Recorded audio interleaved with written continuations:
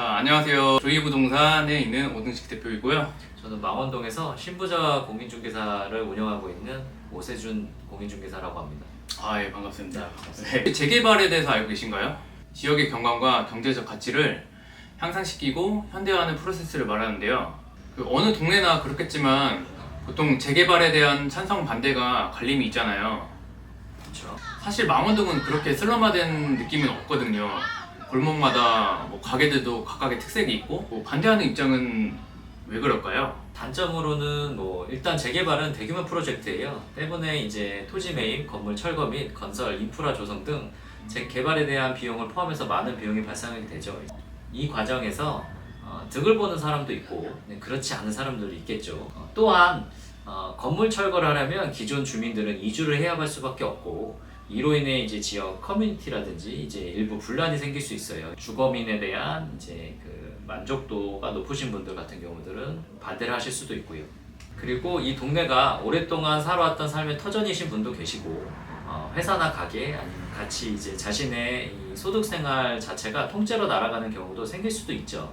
또 다른 단점으로는 제가 있는 지역이 이제 망원동으로 예를 들어보면 카페나 공원 아니면 작은 이제 소모품들, 작은 골목에 가게들이 이제 모여 망원동 분위기를 만들어져 이제 있는데 그 동네 특성이 사라지는 거예요. 결국에는 망원동만의 매력이 이제 떨어지는 형태로 될 것이다라고 바라보는 사람도 많습니다.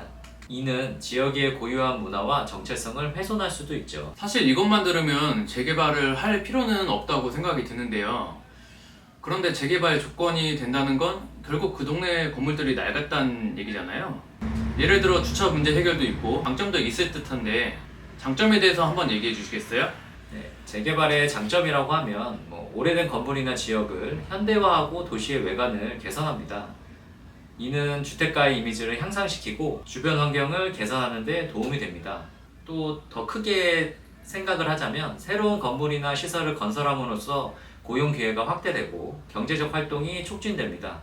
지역의 경제적 발전을 촉진할 뿐만 아니라 부동산 시장을 활성화시키죠. 그리고 재개발은 주거 환경을 개선하고 주거 환경을 더욱 안전하고 편리하게 만듭니다. 새로운 주택이나 시설은 현대적이고 효율적으로 설계되며 주변 시설 및 서비스의 편의성도 향상되겠죠. 여기까지 들으니 확실히 알 것 같아요. 그런데 망원동엔 재개발뿐만 아니라 모아타운에 관심이 있으신 분도 많은 것 같은데 재개발과 모아타운은 어떤 차이가 있을까요? 재개발은 이제 저희가 아는 흔한 이제 대규모 정비 사업이라고 생각하시면 되고 모아타운은 소규모 정비 사업이라고 생각하시면 돼요. 재개발 같은 경우는 아무래도 대규모로 이제 아파트가 이제 지어진다는 장점이 있지만 그만큼 시간은 좀 더 오래 걸릴 확률이 높고요. 모아타운 같은 경우는 소규모 정비 사업이니까 아파트도 소규모로 지어지겠죠. 그러다 보면 아무래도 시간도 조금 더 단축될 확률이 높습니다.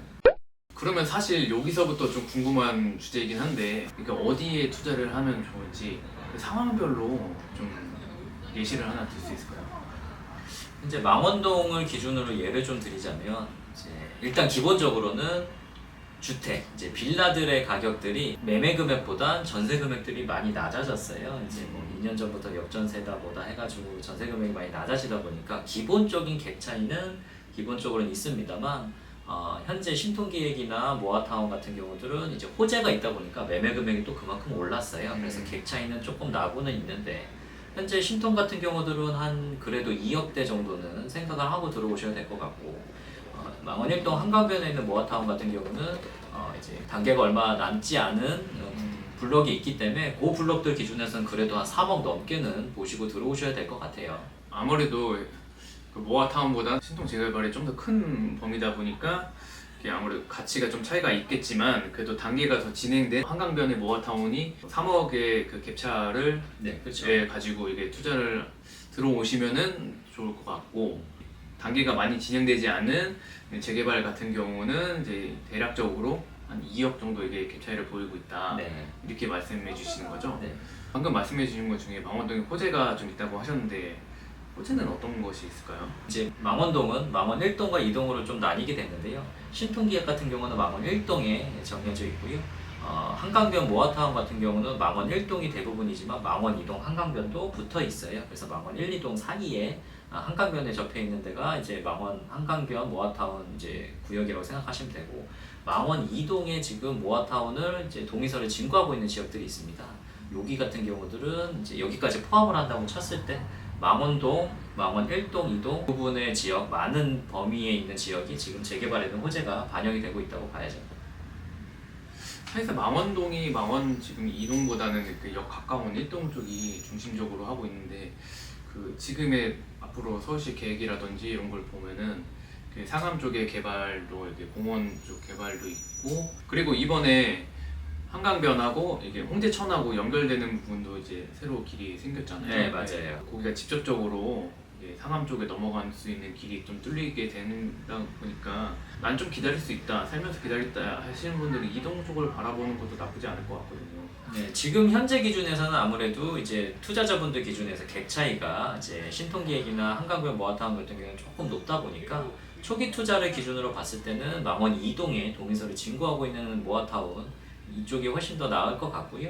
그리고 전반적으로 봤을 때 지금 마포구에 전체적으로 보더라도 이제 가장 유명한 공덕, 마포 이쪽 라인들은 지금 정비 사업들이 얼추 끝나가고 있어요. 물론 몇 군데는 남아 있긴 하지만 그런 게 다 끝나고 났을 때 과연 마포구 안에서 정비 사업 할 수 있는 구역들이 지역들이 어느 정도 있을까라고 생각을 해보면 망원동 투자하셔도 괜찮으실 것 같습니다. 한강을 끼고 있고 공원을 끼고 있고 이런 것 중에 아직 좀 남은 곳이 있다고 하면은 아무래도 망원동 쪽이 될 수 있다 이렇게 그렇죠. 말씀하시는 것 같고, 사실 공덕이나 서교동 이제 홍대 부분에 비해서 망원동이 약간 좀 외지로 이렇게 좀 받아들이는 경향이 있는데, 그렇기 때문에 오히려 더 기회가 될 수 있다. 네, 맞습니다. 그리고 재개발이 안 된다 하더라도 망원동 같은 경우들은 일단은 망원역, 그리고 망원시장, 월드컵 시장, 그리고 한강변, 그리고 이제 망원 1동에 있는 망리단길 포함해가지고 외지인분들이 망원동의 가치를 생각할 때 조금 높게 쳐줄 수 있는 그런 아이템들이 많아요. 그래서 꼭 이제 투자가 아니시더라도 그냥 오랜 기간 본다고 하시더라도 망원동은 확실히 호재가 있을 걸로 생각은 돼요. 부동산으로 이렇게 손님으로 오시는 분들 중에서는 사실 망원 시장이랑 한강, 그리고 이 분위기, 힙한 분위기 자체를 좋아하셔서 이렇게 오시는 분이 좀 많이 있더라고요. 네. 그래서 굳이 이게 투자하는 이런 목적이 아니라 실거주하면서 이제 그렇죠. 살더라도 충분한 그런 매력적이 있는 그런 동네라고 생각이 드네요. 오늘은 재개발과 모아타운 등에 대해서 이렇게 간략하게 얘기를 나눠봤는데요. 지금까지 조이부동산 오승식 대표였고요. 망원동에 있는 신부자 부동산 오세준 공인중개사였습니다. 네, 감사합니다.